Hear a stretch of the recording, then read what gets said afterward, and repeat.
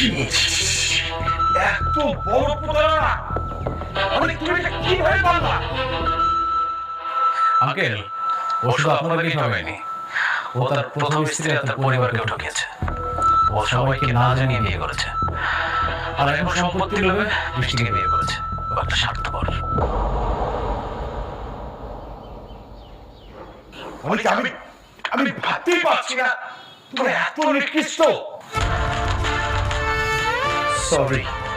Sorry, সম্পত্তির লোভে আমার সব সরলকে বিয়ে করে এখন তুমি সরি বলছো? তোমার একটা সরি দিয়ে দুইটা মানুষের জীবন নষ্ট করে তুমি পাপ থাকতে চাও?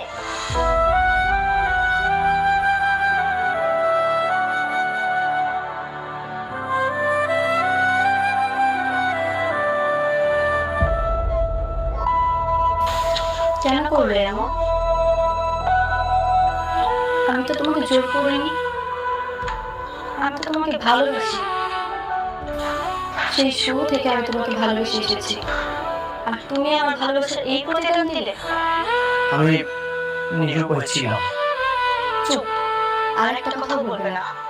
তোমার সাথে কথা বলতে আমার এখন ঘৃণা হচ্ছে।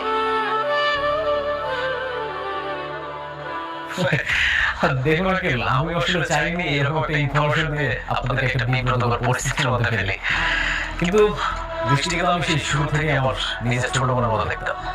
তাই ভাবলাম যে এই ইনফরমেশনটা দিয়ে একটা বেইমান প্রতারকের হাত থেকে আমার বোনটাকে আমি বাঁচাই। এখন দেখুন, আমি তো সবকিছু প্রমাণ দিয়ে দিলাম।